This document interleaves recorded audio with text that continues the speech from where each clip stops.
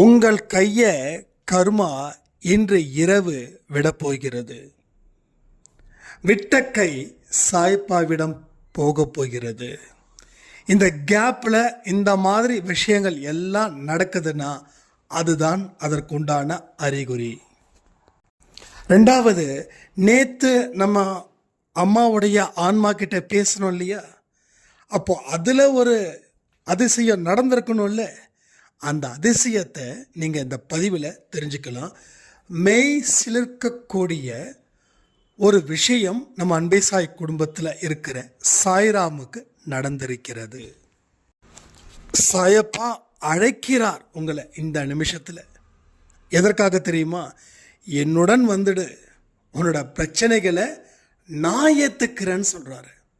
இந்த வாய்ப்பை பயன்படுத்திக்கலைன்னா அவர்கள் மனிதர்களே இல்லை.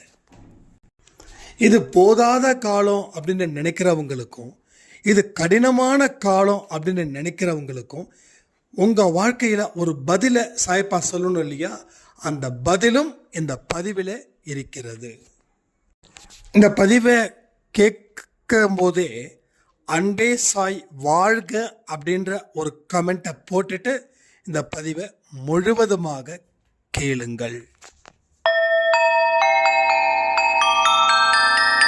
ஓம் சாயிரா சாயிரா, ஓம் சாயிரா சாயிரா, ஓம் சாயிரா சாயிரா, அன்பே சாயிரா, பேரன்பே சாயிரா, அகிலம் தளிக்க ஆத்மா விழிக்க அனுதினம் சாயிரா, எங்கள் அன்பே சாயிரா.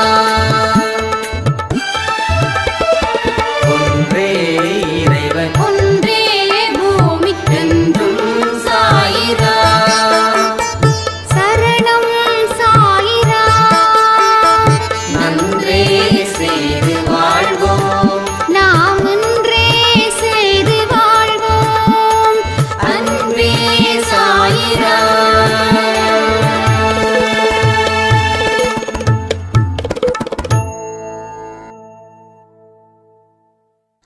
சாய்ராம். என் உயிரின் உயிரானவர்களே, எந்த நிமிஷமும் பதட்டமும் பயமும் உங்களுக்கு இருக்கக்கூடாது. கடவுள் உங்ககிட்ட நெருங்கும் நேரத்தில் நீங்க இருக்கீங்க.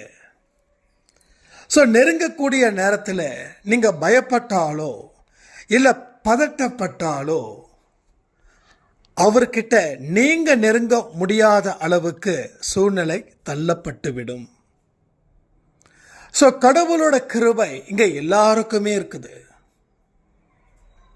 பர்டிகுலரா பாவங்கள் செய்யாதவர்களுக்கு அதிகமாக கடவுளுடைய கிருபை நிறைஞ்சு நிற்குது. கர்மாவுடைய பிடியில இருந்து நீங்க மெல்ல மெல்ல மெல்ல விலகக்கூடிய தன்மையில் இருக்கீங்க. இப்போ கடவுள் உங்களுடைய கைகளை பிடிக்கிற வரைக்கும் நீங்க பொறுமை காத்து நீங்க நம்பிக்கையுடன் வாழ்ந்து அதற்கு உரிய முறைகள் என்னென்ன இருக்குதுன்றதையும் தெளிவுபடுத்தி அதை சிந்தனையில் வைத்து உங்க வாழ்க்கையை நீங்க ஆரம்பிக்க முயற்சிகள் செய்யணும். இங்க எத்தனையோ பெரியவர்கள் இருக்கீங்க. இன்னைக்கு வரைக்கும் அந்த துன்பத்தை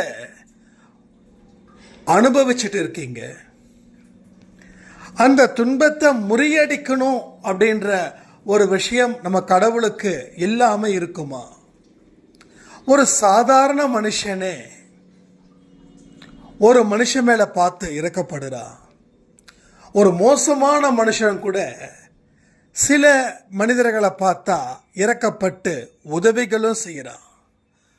அப்போ மோசமான மனிதர்களே இன்னொரு மனுஷனை பார்த்து இரக்கப்பட்டு உதவி செய்யும் போது கடவுள் உதவி செய்ய மாட்டாரா? கடவுள் இரக்கப்பட மாட்டாரா? நீங்க சரியான முறையில தான் இங்க வந்திருக்கீங்க. ஆரம்பம் எப்படியோ ஆனால் முடிவை நோக்கி நம்ம வாழ்க்கை போகுது. ஆரம்பத்தில் பட்ட கஷ்டங்கள் ஒரு நல்ல முடிவை தேடி தரப்போகுதுன்னா உங்களால் நம்ப முடியுமா? ஸோ நிச்சயமாக நல்ல முடிவுக்கு நாம் நகர்ந்துக்கிட்டு இருக்கிறோம். ஸோ நகரும்போது இருக்கக்கூடிய பிரச்சனைகள் இருக்கும். அதை நீங்கள் பொருட்படுத்தக்கூடாது, அதை பார்த்து பயப்படக்கூடாது. ஒரு தெளிவான மனநிலையில் நீங்கள் இருந்தால் மட்டும்தான் உங்களுடைய அத்தனை சவால்களையும் உங்களால் சிந்திச்சு அதற்கு உரிய முறைகளை வச்சு நீங்கள் செயல்பட முடியும். செயல்படும் போது தான் உங்கள் வாழ்க்கையில் இருக்கக்கூடிய அத்தனை நல்ல விஷயத்தையும் நாம் அனுபவிக்க முடியும்.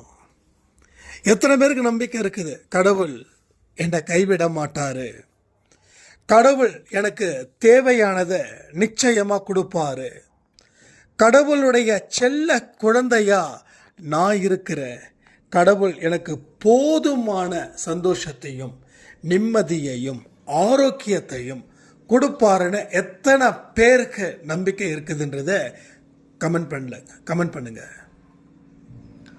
ஸோ நீங்கள் தயக்கம் வேண்டாம். இப்பயும் சொல்கிறேனே, கடவுளை செய்வாரா செய்ய மாட்டாரா என்ற தயக்கம் உங்களை அழிவை நோக்கி கொண்டு போகும்.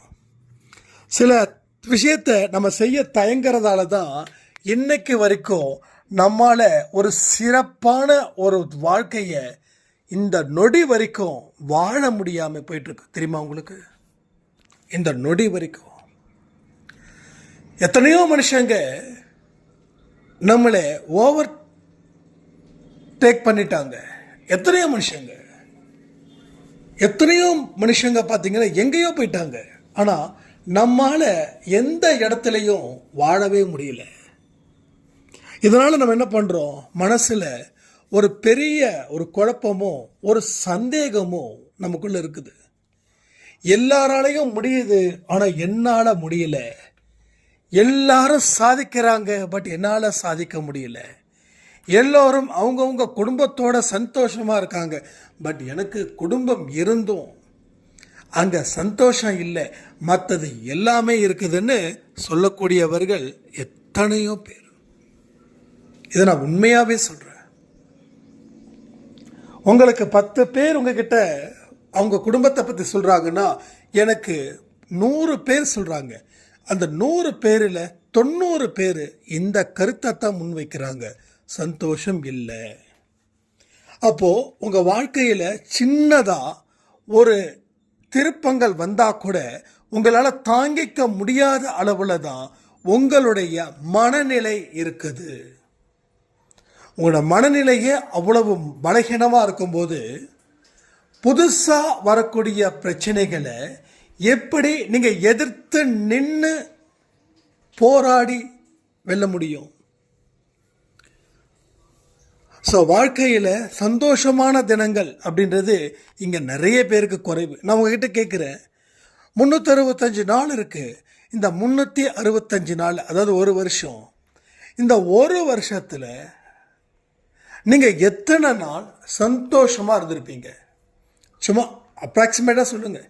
நான் எக்ஸாக்டாக சொல்ல முடியாது, அதுக்காக ஒவ்வொரு நாளும் எப்படி இருக்குன்னு சொல்ல முடியாது.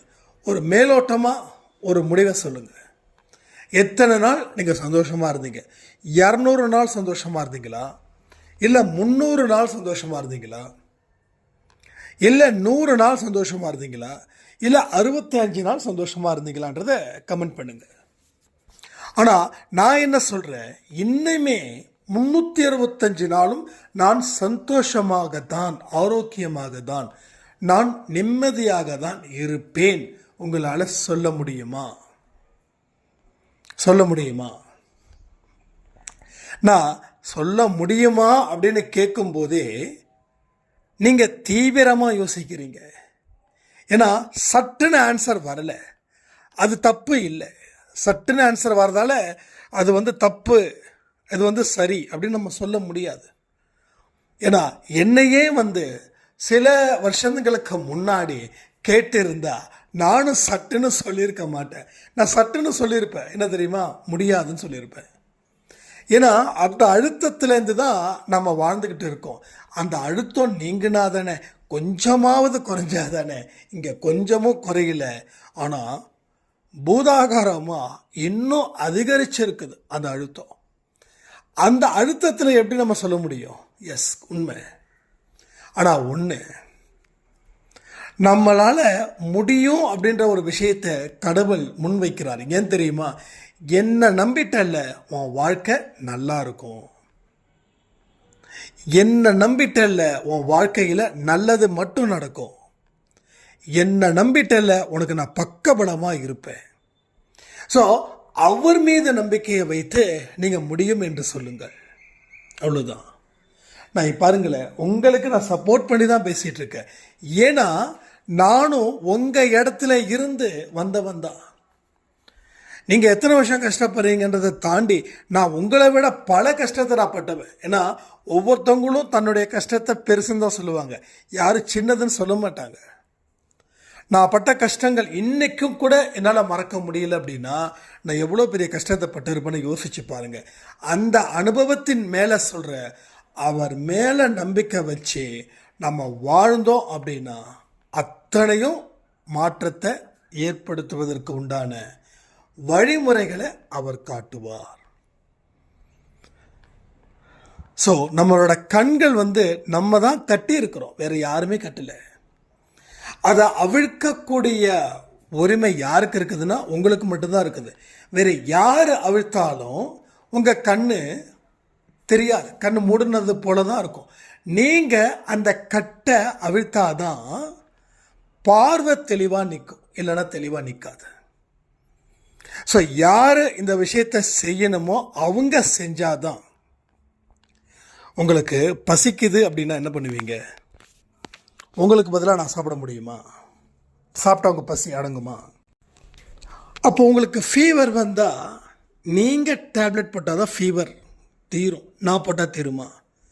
அதே போல் உங்களுடைய கட்டுக்களை நீங்கள் கட்டியிருக்கிறதால அந்த கட்டுகளை நீங்கள் தான் அவிழ்க்கணும். நீங்கள் அவிழ்த்தாதான் உங்கள் பிரச்சனை தீரும். ஸோ அதே போல தான் நானும் என்னுடைய கட்டுகளை நான் அவிழ்த்ததுக்கு பின்னாடி ஜெட்டு வேகம் போகுது வாழ்க்கை. என்னோட கட்டுகளை யாராவது அவிழ்த்தா பரவாயில்லையே அப்படின்னு நம்ம கெஞ்சணும், கதறணும். நம்ம கெஞ்சுறத பார்த்தோம், கதறதை பார்த்தும் எத்தனையோ பேர் கட்டுகளை அவிழ்த்தாங்க. பட் பிரச்சனை தீரல, குறையவும் இல்லை. என்னாச்சு? அதிகரிக்குது. யாராவது உதவி செஞ்சால் உங்களுக்கு பிரச்சனைகள் அதிகரிக்குதா? இது முக்கியமான கேள்வி, பதில் சொல்லுங்க. அப்போது யார் உதவிகள் பண்ணாலும் பிரச்சனைகள் தீருது. உதவிகள் பண்ணலனா கூட பிரச்சனைகள் அப்படியே இருக்குது. ஆனால் பிரச்சனைகள் அதிகரிக்குது. சாரி, நான் தீரும்னு சொல்லிட்டேன். பிரச்சனைகள் அதிகரிக்குது. ஆனால் உனக்குள்ள உதவிகளை நீ செய்யும்போது மட்டும்தான் உன் பிரச்சனைகள் தீரும். உனக்கான உதவிகளை நீயே செஞ்சுக்கோ. அந்த இடத்துல தான் உங்கள் வாழ்க்கை ஜெட்டு வேகத்தில் வரும். இல்லைன்னா என்ன ஆகும்? அந்த அந்த ப்ராப்ளத்தை எந்த இடத்துலையும் ஒரு இன்ச்சு கூட தீர்க்கவே முடியாது. ஒரு இன்ச்சு கூட தீர்க்க முடியாது. புரியுதா உங்களுக்கு? ஒரு பெரிய கிணறு, அந்த கிணறை மூடணும் அப்படின்னா நம்ம வெறும் வாளியில் மண்ணை அள்ளி கொட்டினா அந்த கிணறை மூட முடியுமா? பெரிய கிணறு, பயங்கர பெருசு, இருக்கிற பெரிய கிணறு. அந்த கிணறு அப்படியாப்பட்ட கிணறு. அந்த கிணறுல வெறும் வாளியை வச்சு நான் இந்த மண்ணை, இங்கே இருக்கிற மண்ணை இந்த வாளியை வச்சு அள்ளி அதை உள்ளே போட்டு நான் மூட போகிறேன் அப்படின்னு சொல்ல முடியுமா? அதற்கு உண்டான உழைப்புகளை உழைச்சா என்ன ஆகும்? அது போல தான் உங்களுடைய பிரச்சனைகளும். அப்போது அதற்கு உண்டான வழிகளை நாம் சூஸ் பண்ணாதான் அப்போது அந்த கிணறை மூட முடியும். அதே போல தான் இங்கேயும். ஸோ பிறர் உங்களுடைய பிரச்சனைகளை தீர்க்க உதவி செஞ்சாங்க அப்படின்னா அது அந்த கிணத்தை, அந்த மண்ணை இன்னொரு வாளியை வச்சு அள்ளி போடுவதற்கு சமம். அது எந்த இடத்துலையும் அது மூடவே முடியாது. எந்த இடத்துலையும் பிரச்சனை தீர்க்கவே முடியாது. ஆனால் நீங்கள் சுயம்புவா நின்று அதற்கு உரிய வழிகள் என்ன அப்படின்றத யோசித்து நிதானித்து நீங்கள் செயல்படும் போது தான் அந்த வேகம் அதிகரிக்கும், அந்த பிரச்சனையும் முடிவுக்கு வரும். ஏன்னா அப்போ தான் சாயப்பா உங்களை உங்கள் வாழ்க்கையில் மாற்றத்தை ஏற்படுத்தணும்னு அவருக்கும் அந்த மனசு வந்து நிற்கும். அப்போது கடவுள் உங்ககிட்ட நெருங்கும்போது நீங்கள் பயப்படுறதாலேயோ குழப்பத்தில் இருக்கிறதாலேயோ கடவுள் வர வரைக்கும் வந்துட்டு அதுக்கப்புறம் திரும்பி போயிடுறாரு. இதெல்லாம் சும்மா ஒரு கற்பனைக்கு தான் சொல்கிறது, ரியல் கிடையாது. ஏன்னா கடவுள் எங்கேயும் எல்லாரையும் காப்பாற்றுறதுல அவர் ரொம்ப தெளிவாகவே இருக்கார். இன்னும் சொல்லணும் அப்படின்னா நீங்கள் உதவிகள் கேட்க மாட்டீங்களா அப்படின்றதுல அவர் ரொம்ப தெளிவாக இருக்கார். நீ உதவி கேளுப்பா அப்படின்னு சொல்லி கூவிக்கிட்டே இருக்கிறார், அழைச்சிக்கிட்டே இருக்கிறார். இயேசு அழைக்கிறார் அப்படின்றது போல சாய் அழைக்கிறார். அப்போ ஏன் உதவிகள் கிடைக்கல? நீ கடவுள்கிட்ட இவர் உதவி செய்யணும் அவர் உதவி செய்யணும்னு சொல்லி பெயர்களை சொல்லி நீ கேட்கறதால கடவுள் உன் மேலே ரொம்ப கோபமாக இருக்கார். மற்றவங்க உதவி செய்து தான் நீ பிழைக்கணுமா? மற்றவங்க உன் மேலே கருணை இருந்தால் தான் நீ பிழைக்கணுமா? மற்றவங்க உன் மேலே பரிதாபப்பட்டாதான் நீ பிழைக்க முடியுமா? என்ன பேச்சு பேசுகிற? நான் உன்னை எப்படி பார்த்துக்கிற? நான் உன்னை எந்த குறையும் இல்லாமல் உன்னை வாழ வைக்கணும் அப்படின்னு நான் நினைச்சா நீ ஏன் இதற்கு எதிராக நிற்கிற? இதுதான் கடவுள் உங்களை அழைச்சும் உங்களுக்கு எதுவுமே கொடுக்கல. அப்போ நம்ம என்ன பண்ணுறோம்? ஏதாவது ஒரு உதவி எந்த மனுஷன் மூலமாவது பெறணும்னு நினைக்கிறோமே தவிர என்னுடைய உதவியை எனக்குள்ள நான் பெறுவேன், அதற்கு கடவுள் துணை நிற்பாருன்ற நம்பிக்கையும் இல்லை, அதை பற்றி யோசிக்கவும் இல்லை. ஒரு சின்ன ஒரு விஷயம், இது என்னைக்கோ நடந்தது. இதை நான் பதிவில் சொன்னேன்னா இல்லையான்னு எனக்கு ஞாபகம் இல்லை. ஒரு அம்மாவுக்கு 20,000 தேவை. அவங்க வந்து யார்கிட்ட கடன் வாங்கிறது அப்படின்னு சொல்லி ஒரு கன்ஃபியூஷனில் இருக்காங்க.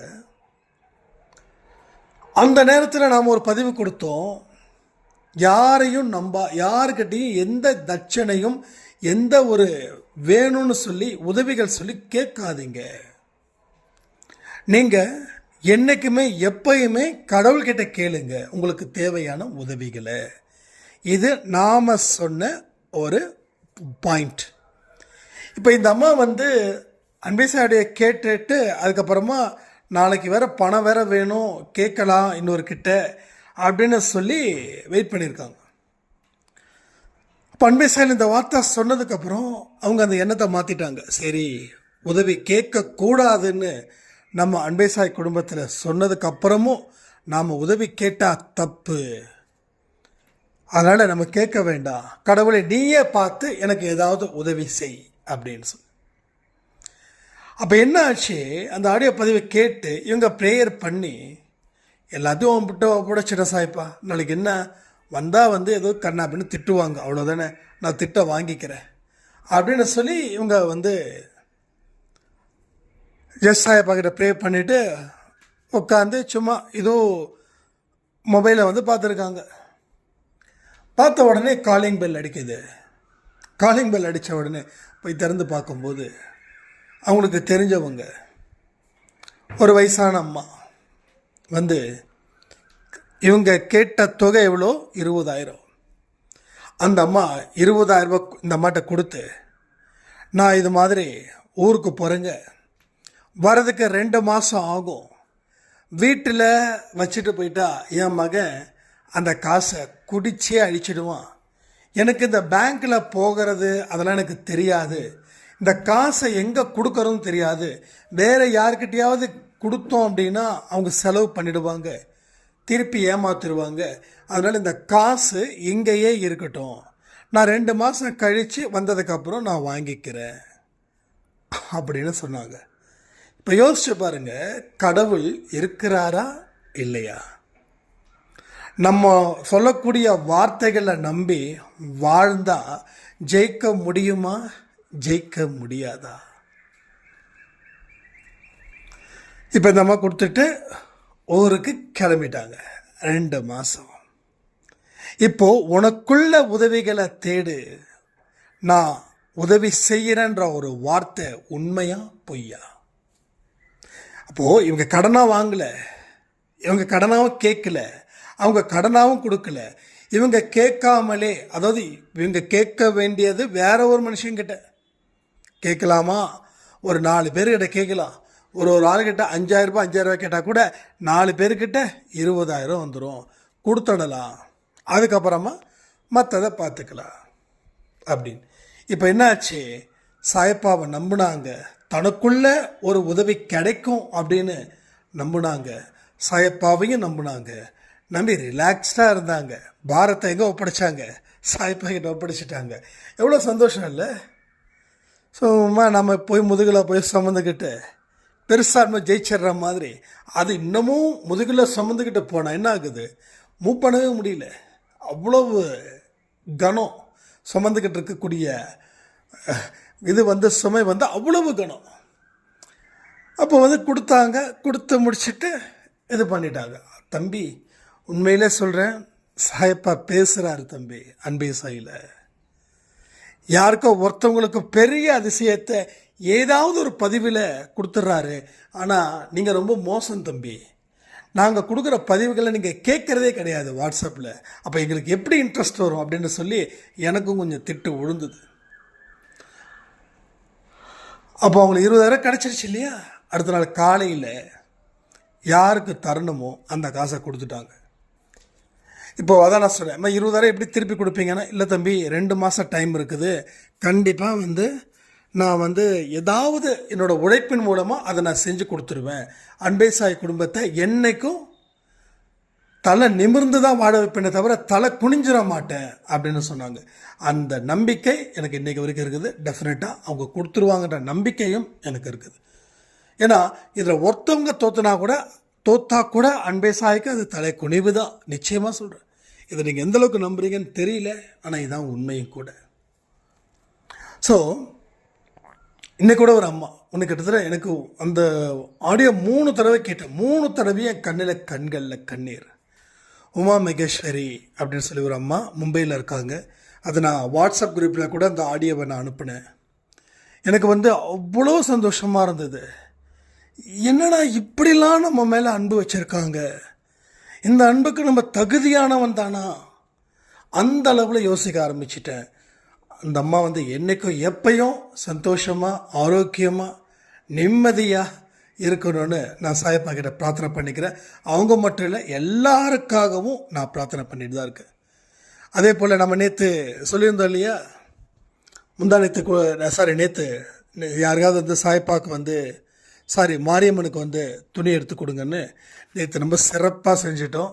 மாரியம்மனுக்கு துணி எடுத்து கொடுத்தாச்சு. அதே போல் அர்ச்சனையும் பண்ணியாச்சு அன்பே சாய் குடும்பத்துக்கு. ஸோ ரொம்ப மன நிறைவோடு தான் எல்லாமே இருந்தது. அதாவது நம்மளுடைய மனசுக்கு தகுந்தது போல தான் எல்லாமே நடக்கும். அதில் ஒரு சின்ன மாற்று கருத்து கூட இல்லைங்க. சாயப்பாட குழந்தைங்க சென்ற இடமெல்லாம் சிறப்பு. நான் அந்த கோயிலுக்கு போகிறேன், புது ஐயர் தான் 2 பேரும். அவங்களுக்கு என்னை பார்த்து என்னன்னு தெரியல, அவ்வளோ சந்தோஷம் அந்த முகத்தில். யாருன்னு தெரியாது, தெரிஞ்சவங்க அப்படின்னா கூட பார்த்து சிரிப்பாங்க. அவ்வளவு சிரிச்ச முகத்தோட நம்மளை வரவேற்றாங்க அந்த கோயிலோட வாசலில் இருந்து. எனக்கு அவ்வளோ சந்தோஷமாக இருந்தது. அதே மாதிரி நிறைய விஷயங்கள், இது பெரிய பெரிய விஷயங்கள் எல்லாமே நடந்துச்சு. ஸோ நம்மளை சாயப்பா எந்த அளவுக்கு பார்த்துக்கிறாருன்றத மற்றவங்க கொண்டாடுவதை வச்சு தான் நமக்கு தெரியுது. அதே போல் தான் அந்த உமா மகேஸ்வரி சாய்ராம் அந்த அம்மாவும் எவ்வளவு தூரம். இது என்னுடைய பெருமையை பேசுகிறதுக்காக நீங்கள் சொல்ல வரலை, எனக்கு நடந்தது தான் உங்களுக்கும் நடக்கும், அதில் எந்த மாற்றமும் இல்லை.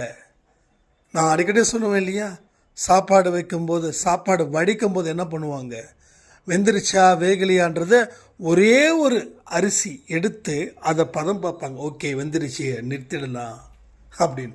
ஒரு அரிசி எடுத்து செக் பண்ண முடியாதுல்ல. அது மாதிரி குழம்பு வச்சாலும் என்ன பண்ணுவோம், கொஞ்சம் ஒரு ஸ்பூனில் எடுத்து உப்பு சரியாக இருக்குதான்னு பார்ப்போம், இல்லைன்னா போட்டு இது பண்ணுவோம். அது போல தான்.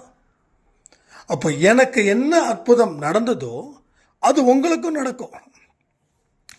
என் வாழ்க்கையில் என்னென்னலாம் வாழ்க்கையில் துன்பத்தை நான் ஏற்றுக்கிட்டேனோ அதை நீங்களும் ஏற்றுக்கோங்க. ஏற்றுக்கிறதுல தான் வெற்றி இருக்கே தவிர ஏற்றுக்க மாட்டேன்ற சொல்கிறதில்ல, தோல்வியே தான் நிற்கும். அதனால் எல்லாருக்கிட்டையும் அன்பா வைங்க. நேற்று உமன்ஸ் டே ரொம்ப சூப்பர், ரொம்ப சிறப்பாகவே இருந்தது அப்படின்னு நிறைய சாய்ராம் வந்து கமெண்ட் பண்ணியிருந்தீங்க. நான் அதை திரும்ப திரும்ப கேட்டேன், போஸ்ட்லையும் கேட்டேன். ஆக்சுவலாக நேற்று சண்டே அப்படின்றதால வழக்கம் போல் நம்ம சாய்ராம்லாம் முடிவு பண்ணிட்டாங்க, இவர் வந்து பழசை தான் போடுவார். அதனால் வந்து தயவு செய்து சொல்கிறேன், 12 மணி அடுவை கேளுங்க, கேட்டு ஒரு 5 நிமிஷம் கேளுங்க, கேட்டுட்டு அது பழசா புதுசான்றது அப்புறம் முடிவு பண்ணிக்கோங்க. ஏன்னா எத்தனையோ பேர் வந்து நேற்று அந்த உமன்ஸ் டே ஆடியோவை நிச்சயமாக மிஸ் பண்ணியிருப்பீங்க. எனக்கு அடித்து சொல்கிறேன், நிறைய பேர் மிஸ் பண்ணியிருக்கீங்க. மறுபடியும் அந்த உமன்ஸ் டே வருமா? அப்போ நேற்று கேட்டால் அது நேற்று நல்ல பயங்கர இதாக இருந்திருக்கும். அது இன்றைக்கி கேட்குறதால அதனுடைய பலன் குறைவாக தானே இருக்கும். நேற்று எல்லோரும் ஒரே மனதோட நம்ம அந்த 8 மணிக்கு நம்மளோட அம்மாக்களை நினச்சி அம்மாவோட பெயர்களை வச்சு நம்ம பிரார்த்தனை பண்ணக்கூடிய அந்த பலன் இன்றைக்கி இருக்குமா சொல்லுங்கள்? நேற்றோடு முடிஞ்சிடுச்சு. அதான் நான் சொல்லேனே, வாய்ப்புகள் இந்த நேரத்துக்கு தான் வரும்னு யாராலையும் சொல்ல முடியாது. நான் ஆடியோவை பற்றி சொல்ல, ஜென்ரலாக சொல்கிறேன். உனக்கு வாய்ப்புகள் 10 மணிக்கு வந்துடும்ப்பா அப்படின்னா அதெல்லாம் எழுதி வச்செல்லாம் சொல்ல முடியாது. எப்போ வேணாலும் வாய்ப்புகள் வரும். நீ அதை பயன்படுத்திக்கலைன்னா அந்த வாய்ப்பு ஒன்று விட்டு போயிடும். அதே போல் தான் நேற்று 12 மணி ஆடியோவை நிறைய பேர் பயன்படுத்திக்கலை, இதான் உண்மை. அப்போ இன்றைக்கே அது வெறும் செய்தி. நேற்று அது அதற்கு உண்டான பலன். இன்னொன்று சொல்லணும், நேற்று ஒரு சாய்ராம், எங்கள் அம்மா இறந்துட்டாங்க,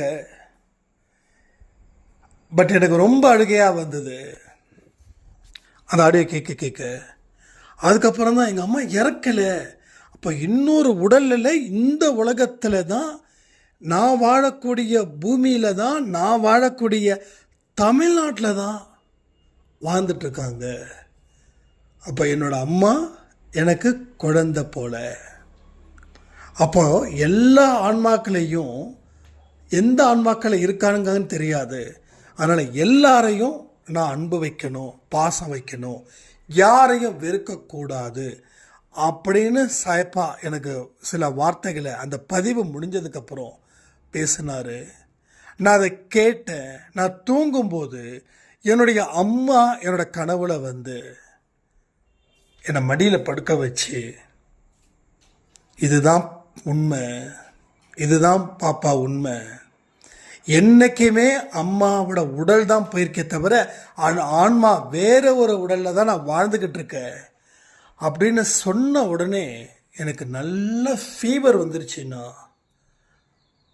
எனக்கு நல்ல ஃபீவர் வந்துருச்சு. என்னோட கணவர் தான் என்ன ஆச்சு ஏதாச்சுன்னு சொல்லி இது பண்ணாங்க. அப்புறம் இல்லைங்க ஒன்றும் பிரச்சனை இல்லை, அம்மா கனவுல வந்தாங்கன்னு.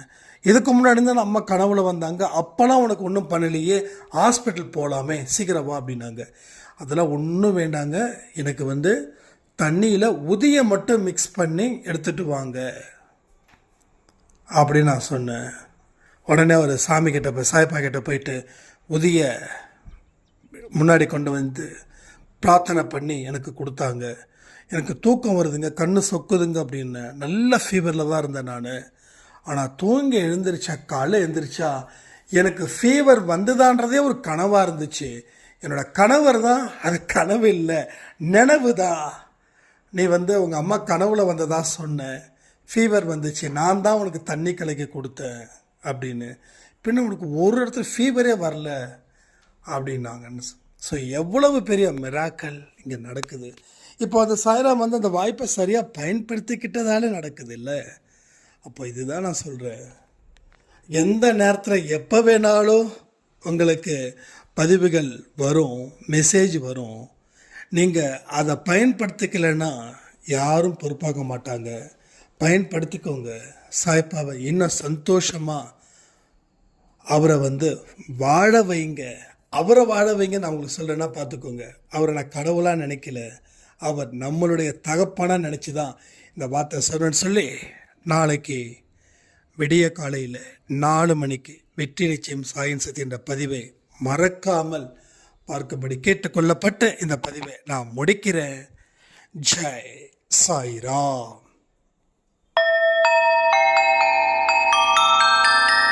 ஓம் சாயிரா சாயிரா, ஓம் சாயிரா சாயிரா.